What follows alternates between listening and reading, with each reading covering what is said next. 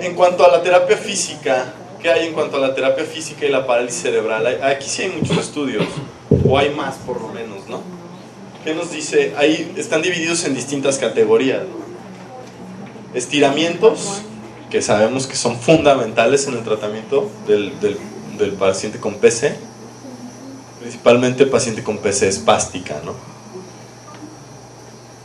La masoterapia, el fortalecimiento, la electroestimulación, descargas de peso, balance y entrenamiento de resistencia.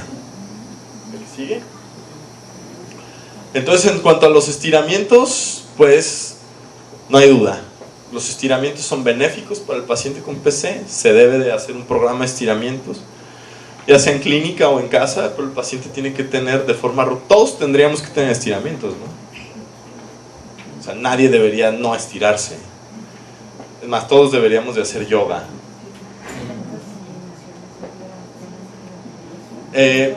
La masoterapia tiene una evidencia 2 en un estudio de efectos positivos en rango de movimiento y en bienestar psicológico. Claro, ¿no? A quien no le gusta que le den maso. La siguiente. La electroestimulación tiene un nivel de evidencia un poco contradictorio. Sin embargo, es buena, ¿no? Si nosotros queremos fortalecer a un paciente con parálisis cerebral, lo podemos hacer inclusive mediante electroestimulación. No está contraindicado, ni siquiera es real, cierto eso, que uno va a aumentar la espasticidad. Depende de qué corriente usemos, ¿no? Pero hay músculos en co-contracción y podemos relajar algunos músculos con electroterapia mientras que fortalecemos otros. El fortalecimiento tiene un nivel 2 de evidencia, es decir, es un nivel alto. Principalmente ejercicios isotónicos de cadena cerrada preferentemente, ¿no? Los isocinéticos presentan evidencia débil, pero pues tampoco quien tiene máquinas de isocinesia, ¿no? También es complicado eso. No aumentamos la espasticidad, sin embargo el efecto puede perderse, ¿no? La espasticidad es un enemigo que todavía no podemos vencer en ningún lado. Así lleven el niño a Rusia, Alemania, la espasticidad central, de origen central, no es tratable. Es un poco más tratable la espasticidad, por ejemplo, del lesionado medular, ¿no? Se le da uno su baclofeno, su tizanidina, etcétera, y el paciente responde. Pero la espasticidad del paralítico cerebral solo con toxina botulínica y estiramientos. ¿La que sigue? Pues no tenemos mucha forma de incidir en... Están muertas las neuronas que inhiben las neuronas inhibitorias.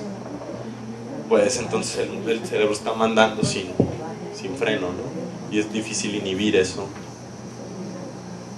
Entrenamientos de resistencia y balance pues también son altamente efectivos, nivel 2 de evidencia. La que sigue, por favor. Las descargas de peso son muy importantes desde las edades tempranas. Sabemos que los pacientes con parálisis cerebral, máxime si están confinados a una silla de ruedas o no tienen una marcha independiente, pues van a desarrollar grados de osteoporosis desde edades tempranas, ¿no? Un hueso que no recibe cargas de peso se va a debilitar. Entonces hay que hacerles descargas de peso, eso es importante. Y el entrenamiento con banda caminadora pues también tiene su nivel de evidencia efectivo. También pues propiocepción y calidad de vida, ¿no? La que sigue.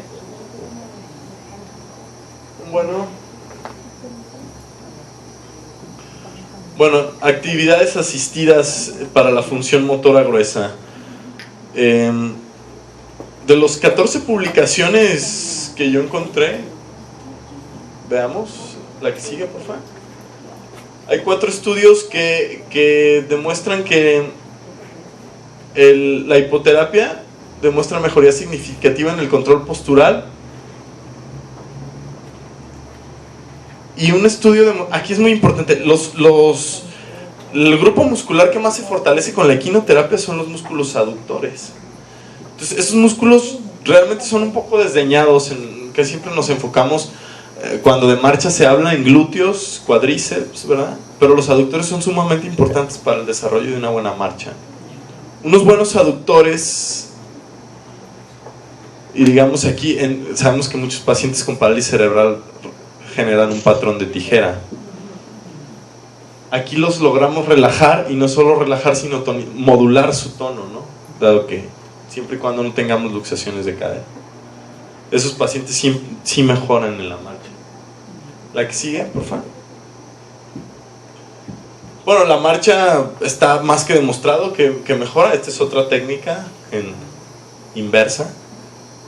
Da más reto propioceptivo. Y mejoría en el puntaje después de 8 horas de montaje. O sea, montajes de 1 hora, 2 veces por semana o de 1 vez por semana. Y son bastante efectivos, ¿no? La equinoterapia no es que la esté promoviendo, pero sí sirve. La que sigue. Y los ejercicios acuáticos, pues también más que demostrados, ¿no? La que sigue, por favor.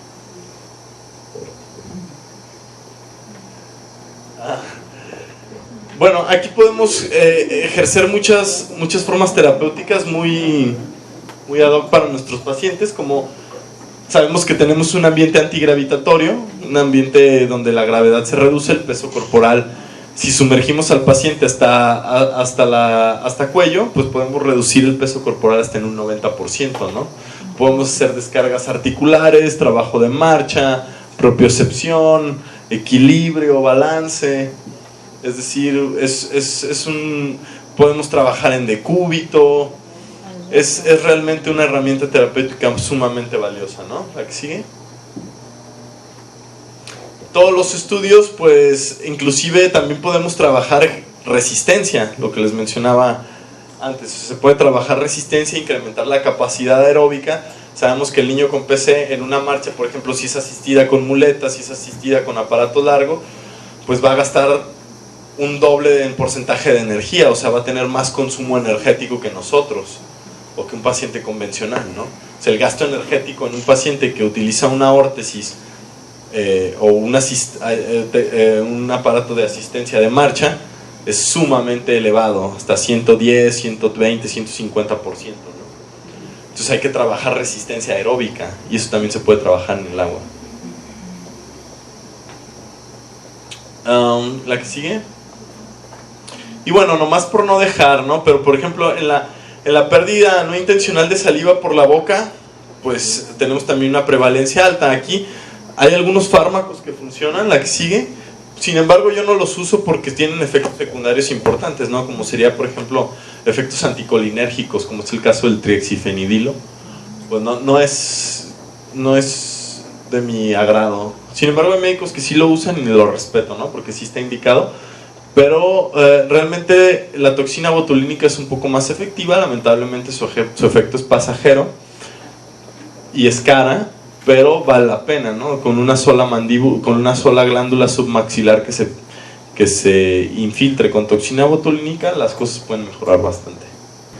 Bueno, es un problema al que nos enfrentamos todos los días. Realmente nos cuesta mucho trabajo sacarlos adelante, ya sea del que haya sido hemorrágico o isquémico. Realmente es todo un reto para nosotros los rehabilitadores, y principalmente el miembro torácico, y del miembro torácico la mano. Todos lo sabemos aquí, la mano no la rehabilitamos con nada, ¿verdad? Es complicado. Una mano que no sale, no sale. Una mano que va a salir se recupera en 3 meses, y las que no. Entonces, bueno, 15 millones anualmente en el mundo. Es un problema realmente de salud pública, y realmente con las situaciones que estamos viviendo, en cuanto el promedio de vida se prolonga, y con el promedio de vida, bueno, las situaciones crónico-degenerativas cardiovasculares, por lo tanto, es un problema que está increciendo, ¿no? El 50% de todos los pacientes que sufren EBC padece disfunción del miembro torácico. De ese 50% persiste con una discapacidad permanente. ¿Lo que sigue? Bueno, aquí sucede un fenómeno muy importante que debemos de tomar en cuenta, que es el fenómeno de aprendizaje a no usar. Es decir, hay una disfunción que se agrava por nosotros. En rehabilitación rara vez hacemos iatrogenias, ¿no? O dagas con nuestros pacientes.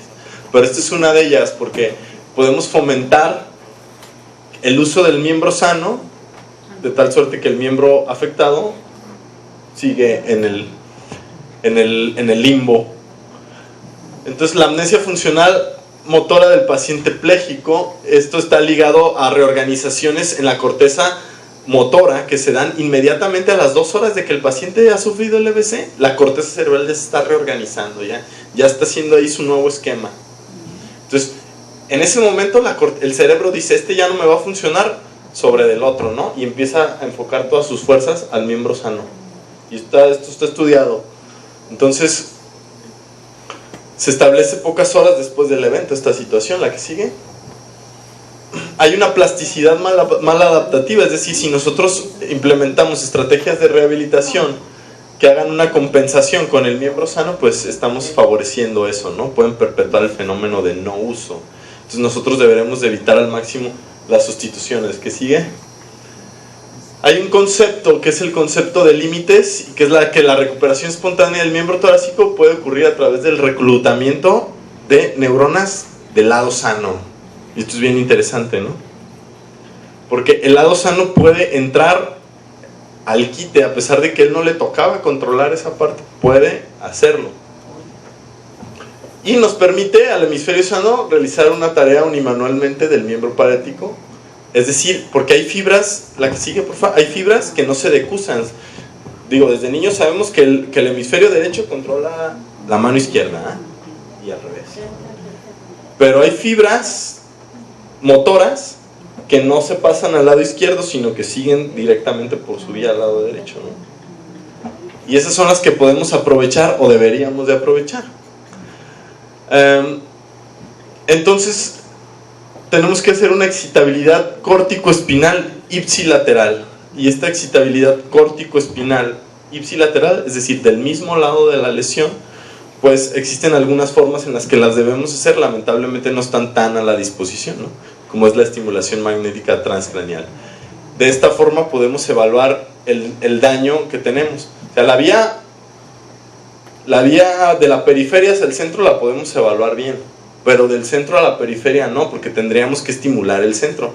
Y para estimular el centro tenemos que pasar pues por el cráneo, que no es nada delgadito,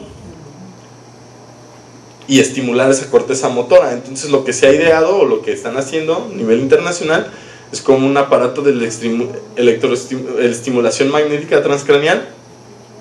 Es como una especie de microondas superpotente que estimula con electromagnetismo la corteza cerebral, y entonces tú captas en un músculo distante, ¿no? Y haces un comparativo entre lado y lado y ves qué tanto se afectó. Eso es una forma evaluatoria de esta situación. ¿La que sigue? Aquí lo que les mencionaba hace rato, también tenemos la anisotropía faccional, ¿no? Que es las técnicas de neuroimagen que podemos utilizar para determinar qué tanto se dañó el tracto motor. ¿La que sigue?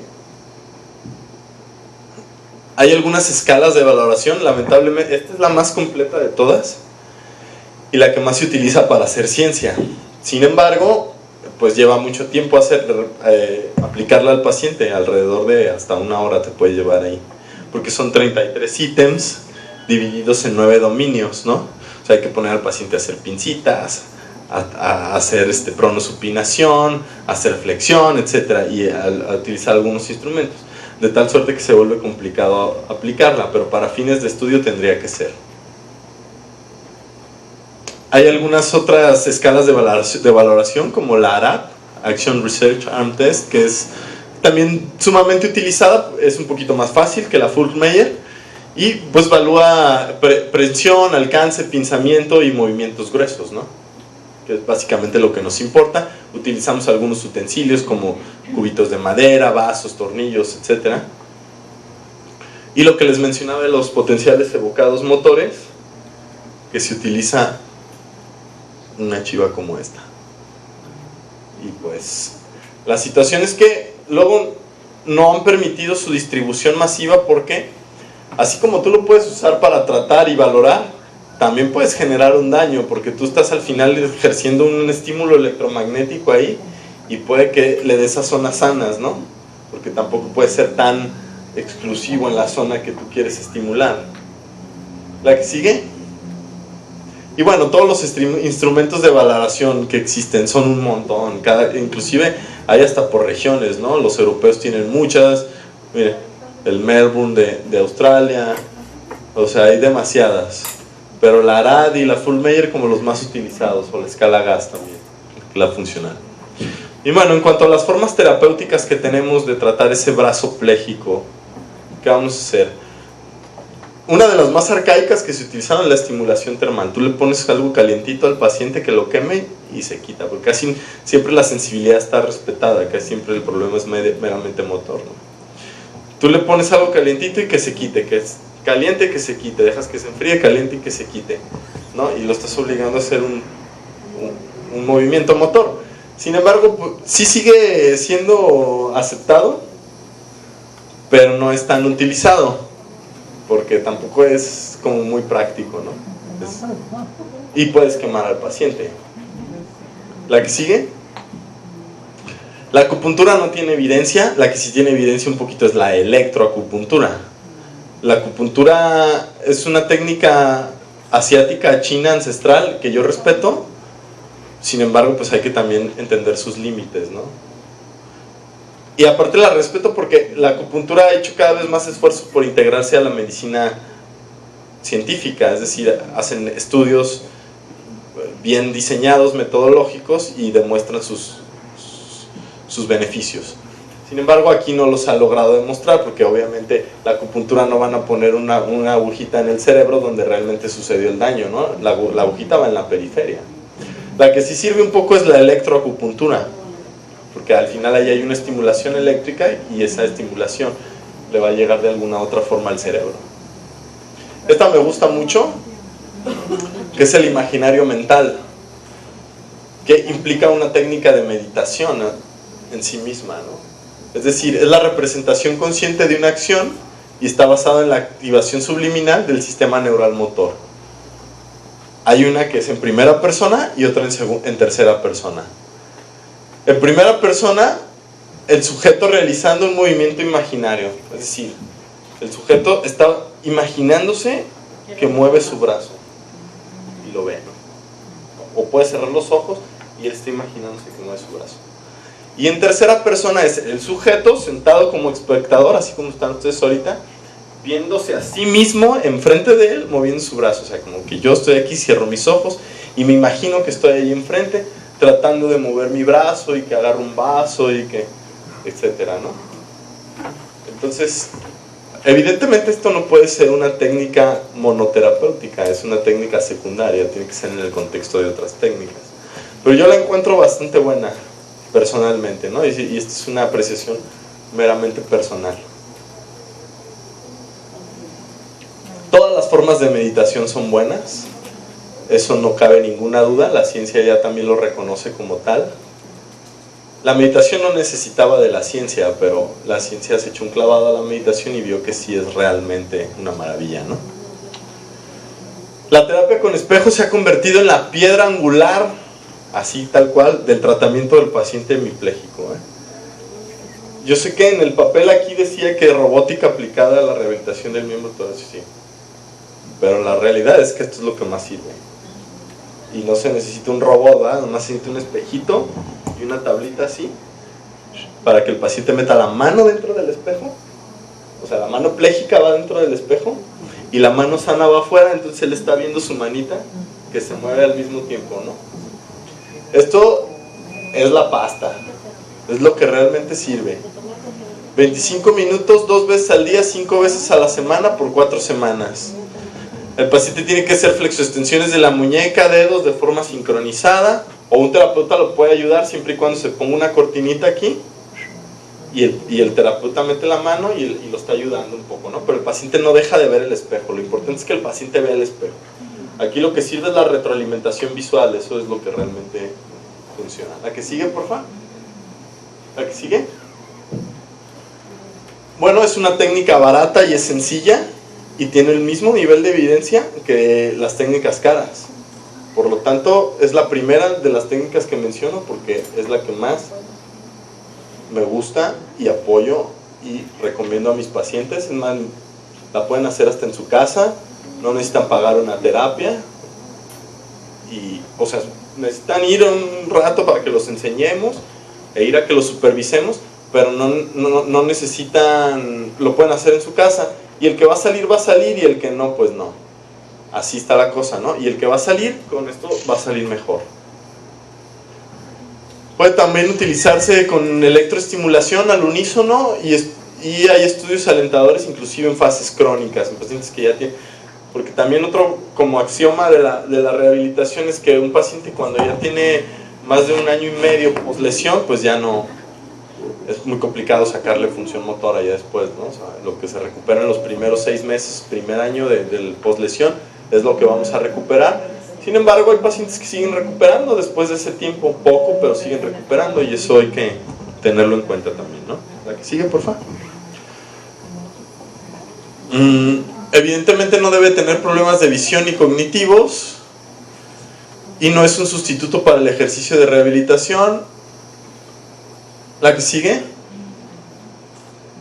Esta es la otra piedra angular de la terapia y esta es sumamente importante. Entre estas dos, con estas dos uno podría sacar un paciente adelante si es que el paciente va a salir, ¿no? Si es que el daño neurológico no es lo suficientemente grande, el paciente va a salir con esta situación. Es decir, lo ponemos a que haga su terapia con espejo y luego el resto del día le amarramos la mano, la sana. La sana, ¿no? O le ponemos un guantezote como este, como de esos del estadio de béisbol. Sí, como el que sacó Fox una vez, ¿se acuerdan? Pues como ese. O se le puede poner una mano. Más bien, todo esto es hechizo, ¿eh? O sea, hay que hacerlo en casa. Se le pone su guante con algodón o guata y se le restringe la mano. Evidentemente se tiene que trabajar, al mismo tiempo se tiene que trabajar. O sea, se le está restringiendo la sana. Es una terapia de restricción a la mano sana. Se puede hacer con un cabestrillo, pero yo no lo recomiendo tanto porque saca lesiones de hombro luego. Traer tanto tiempo un cabestrillo aquí va a limitar el hombro y eso no es conveniente. Al mismo tiempo hay que ir retando al paciente a hacer actividades cada vez más complejas del miembro afectado, ¿no? ¿A qué sigue? Y bueno, la intensiva, que es la que se empezó a utilizar en un principio, era 90% del tiempo de vigilia, o sea, una cosa así castigadora, ¿no? Y ahora ya se modificó. Ahora ya lo que se recomienda es unas 6 horas al día. ¿A qué sigue? Entonces esto tiene que ir acompañado del shaping, que es... El shaping es un término, pues como un anglicismo que traducido sería como ir moldeando, ¿no? Ir moldeando la mano afectada para ir haciendo tareas cada vez más complejas en terapia ocupacional. La que sigue. Está demostrado que hace una formación de nuevos engramas neuronales en la corteza. Y la que sigue. La participación de la familia es sumamente importante en esta situación, como en todo, ¿no? La participación de los seres queridos del paciente es fundamental. Si los seres queridos apoyan y lo están motivando y lo ayudan en su terapia, y esta ayuda quiere decir, también implica no hacerle las cosas, ¿no? Sino ayudarlo terapéuticamente hablando y aparte motivarlo, se ha visto que a esos pacientes les va mejor y eso no es ningún gran descubrimiento, ¿no? Otra técnica terapéutica bastante efectiva, pero pues que implica tecnología, es la estimulación magnética transcranial. Y como les digo, aquí en México todavía no está aceptado por la COFEPRIS, sin embargo la FDA sí lo acepta como una forma terapéutica viable, ¿no? Inclusive como para recuperación del lenguaje ya está aprobada como medio el estándar de oro, ¿no? Para la recuperación de aquellos pacientes que pierden el lenguaje o el habla, post-EBC, pues la estimulación magnética transcranial sirve bastante. La que sigue, se da múltiples sesiones a razón de 1 MHz. Esto es muy importante porque no mejora la espasticidad en aquellos pacientes que la tienen, solo mejora el movimiento un poco, ¿no? O sea, la capacidad de control. Sin embargo, la espasticidad es muy limitante, entonces en aquellos pacientes que tienen espasticidad, pues no los mejora. La que sigue. Y esto todo hace sinergia con la terapia física de FNP. O sea, la facilitación neuromuscular propioceptiva no está peleada con ninguna de estas cosas. ¿Vale? Puede seguir siendo el complemento Todo esto puede ser complemento de una terapia convencional. ¿Que sigue, por favor? Y la que sigue. Los ejercicios isocinéticos tienen muy poco nivel de evidencia, tienen más nivel de evidencia en los miembros pélvicos que en los torácicos. Y también aquí en México, pues pocos centros tienen equipos de isocinesia, ¿no? Y los que lo tienen como perchero. Entonces, sí. No hay equipos de isocinesia o no hay estudios de isocinesia que involucran a la mano, casi todos involucran al hombro y al antebrazo. O sea, al brazo y antebrazo, pero no a la mano, es sumamente complicado. Por lo tanto, sí sirven para mejorar la fuerza en el brazo y antebrazo, pero no en la mano. ¿A qué sigue?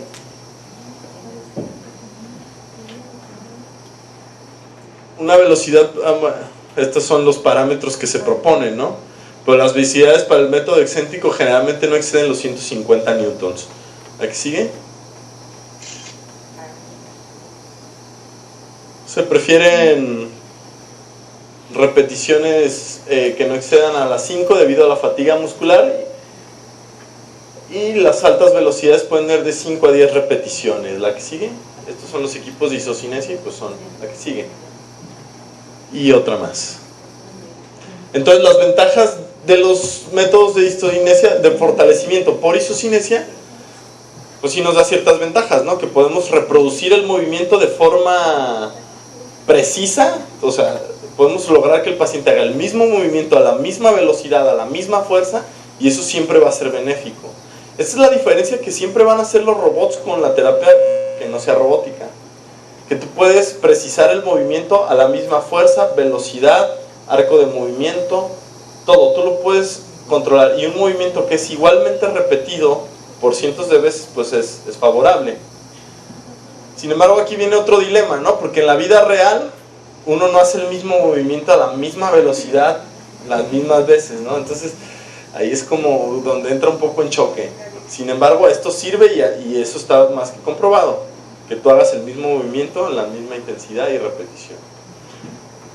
Es fácil, tiene retroalimentación, me regreso un poquito al programa, hay retroalimentación auditiva y visual, y eso es importante porque siempre que las cosas sean multisensoriales vamos a tener una ventaja. Es decir, que el paciente veas, por ejemplo, la terapia con espejo es tan favorable, ¿no? Porque el paciente está viendo ahí lo que está haciendo, y la retroalimentación visual siempre te va a dar un plus, siempre, ahí no hay de otra. Y puedes monitorear fácilmente a tu paciente y puedes objetivar sus progresos. Aquí sigue. La realidad virtual ha avanzado también mucho y tiene buenos niveles de evidencia. Sin embargo, hay adultos mayores que la realidad virtual de plano no les late, ¿no? O sea, no pueden con eso. Pero sin embargo funciona. Es una forma de avanzada de interfaz entre ser humano y computadora que le permite interactuar y verse inmerso en un ambiente multisensorial, ¿no? Multisensorial y enriquecido sensorialmente, ¿no? Sin embargo, es muy caro. Entonces lo que hacen muchos centros de rehabilitación es comprarse un Wii o un PlayStation o un Kinect y hacerlo así, ¿no? Pero aquí vienen los dos tipos de rehabilitación virtual, que es la de inmersión y la externa, ¿no? La de inmersión, se te pone un casco y tú realmente estás allá adentro y tienes sudoraciones y palpitaciones como si estuvieras realmente viviendo eso, o sea, porque estás inmerso, ¿no? En cambio, en la que no estás inmerso, pues tú estás interactuando aquí con tu control, pero tienes el ambiente real a tu lado, ¿no? Entonces, ahí es muy importante la diferencia. ¿La que sigue? Entonces, aquí nos puede servir mucho para emular situaciones de la vida diaria, ¿no? Como por ejemplo cortar con un cuchillo o cruzar una calle. Y eso el paciente, son cosas que ponen en riesgo al paciente, pero que si las entrenas en una realidad virtual, puedes lograr que las haga, y una vez que las haga ya en la realidad no virtual, tenga menos riesgo de dañarse, ¿no? Como cortar con un cuchillo. ¿La que sigue? La que sigue. Entonces, la mayoría de los estudios de realidad virtual han demostrado ser significativamente mejores, ¿no? O sea, la mayoría apoyan el uso de realidad virtual. Tomar en cuenta que son estudios realizados en países ricos, como Holanda, Alemania.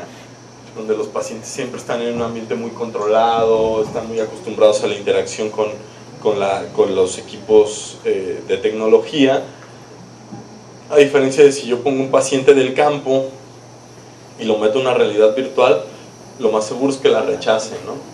Yo no tengo realidad virtual, esto es meramente anecdotario, ¿no? Pero lo más seguro es que la rechace. Yo lo que tengo en la clínica donde trabajo es un Pablo, que es un equipo que ahorita les voy a mostrar la que sigue.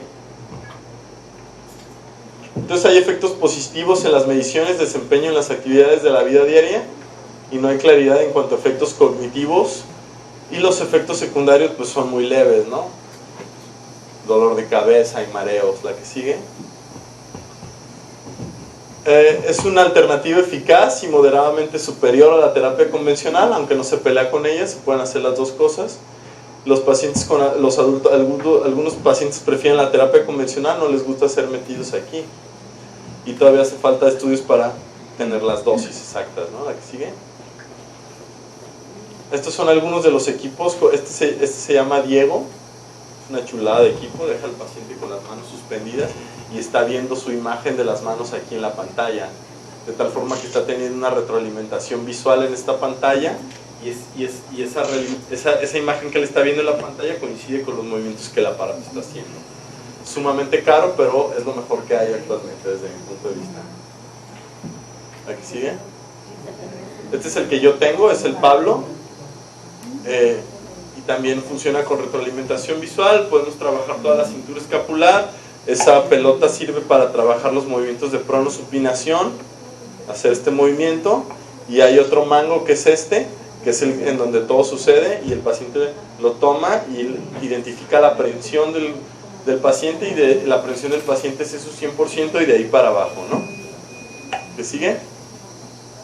Este es el Amadeo, este identifica dedo por dedo. Lo único malo es que si el paciente es espástico, como esto funciona por imanes, se los trae y se botan, ¿no? Pero desde mi punto de vista es el único equipo que se ha preocupado en hacer dedo por dedo. ¿Cuánto vale una parte de su doctor? El Diego vale alrededor de 1.200.000. Sí. Este vale como 700, y el Pablo, el que yo tengo, ese sí vale como 200. No, pero como yo trabajo en una fundación, ¿verdad? Pues nos lo ganamos en un concurso y súper bien. ¿La que sigue? Hay algunas terapias combinadas que se están tratando de hacer, que es la realidad virtual combinada con espejo. Y bueno, esto se está viendo apenas, ¿no? Es decir, combinar las interfaces computadora con la terapia con espejo. ¿La que sigue? Hay terapia asistida por robot. Este es el Armeo de Ocoma. Esta cosa cuesta casi 2 millones de pesos y casi no sirve. Esa es la realidad. Esta definitivamente es de las que menos recomiendo, porque no justifica su costo-beneficio y no trabaja tanto la mano, trabaja más hombro y codo, y la mano mucha prensión, ¿no? ¿Y hay lugares en Guadalajara que la tengan? ¿El Armeo? ¿Quién tiene el Armeo? Creo que en México. ¿Usted sabe de alguien que tenga el Armeo? Tienen el Locomad, Teletón tiene el Locomad, ¿no? Que es como el hermano de la misma casa productora. El seguro también tiene Locomad. El seguro también tiene Locomad, pero el Armeo no, porque como casi no sirve. Todos estos aparatos que usan ustedes en la rehabilitación, como los que están mostrando, México los produce, o tiene que traer otro país, es el que los inventa y los manda a México. No, definitivamente México no produce esto, ¿no? No, esto es Ocoma, son Suiza, es Austria y Alemania. ¿Hay índice grande en estos países de discapacidad? No, más bien hay un índice alto de tecnología. Sí. Bueno, hay discapacidad hay en todos lados, ¿no? Pero hay más discapacidad. La discapacidad sí definitivamente es más prevalente en los países desarrollados.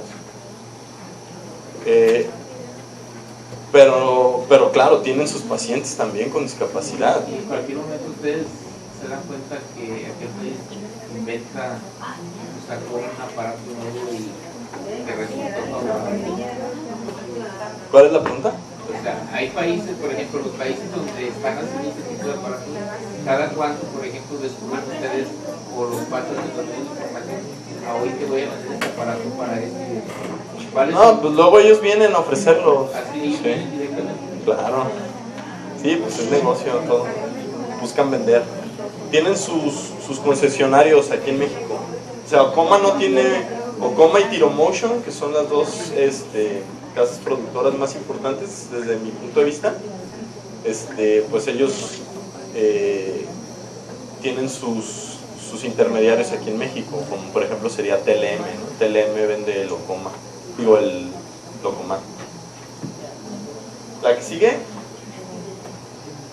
Y bueno, la terapia con robo, pues les menciono, en algunos pacientes inclusive saca hasta lesiones de hombro. Entonces, yo no recomiendo trabajar el miembro torácico con esto, no justifica el riesgo, el beneficio, el costo-beneficio es demasiado caro para lo que realmente vamos a obtener, ¿no? Este Silly Motion, que también costaba como $1 millón, el paciente nada más se toma de esta forma al mango y está moviendo pues un circulito aquí en la pantalla y todo. Lo guía. ¿Sí? Y bueno, últimamente lo que se ha trabajado son terapias más, o sea, robots que emulen más las terapias, las actividades de la vida diaria, ¿no? Como abrir una puerta con una llave, girar una perilla, que es lo que se está trabajando actualmente con hasta ahora poca evidencia, pero que va a funcionar en el futuro. ¿La que sigue? La terapia en casa es mejor que nada, obviamente, pero tiene muchas limitaciones. Se puede trabajar un poco equilibrio, propiocepción, pero las funciones del miembro torácico pues es un ergómetro de manos, ¿verdad? Pero lo mejor es que tenga la supervisión del profesional. Entonces, la que sigue, por favor. La toxina botulínica, pues nada más por no dejarla. Si hay espasticidad no hay nada mejor, ¿no? La toxina es lo que funciona en espasticidad y es lo que hay que aplicar. La que sigue. Lo que sí, la toxina no mejora, o sea, mejora el rango de movimiento pasivo, pero no el activo. Eso es muy importante. O sea, no mejora lo que el paciente puede hacer desde su cerebro con su brazo. Le favorece que no haya limitaciones para que eventualmente con otro tipo de trabajo él pueda mover mejor. Pues si quitamos espasticidad y mejoramos rango de movimiento, y aparte trabajamos FNP o terapia con espejo o terapia de restricción, pues le va a ir bien, ¿no? Pero si hay espasticidad, pues la toxina es lo que corresponde. ¿Sigue? Bueno, vamos a darle las gracias al doctor Abraham Spraque Castro por sus 2 conferencias tan interesantes dentro de este 5º Congreso de Gotitas de Vida. Le damos muchas gracias, doctor, que haya venido. Gracias. Y esperamos que el año que viene, en el 6º Congreso, nos prepare algo. Sí, le vamos a dar.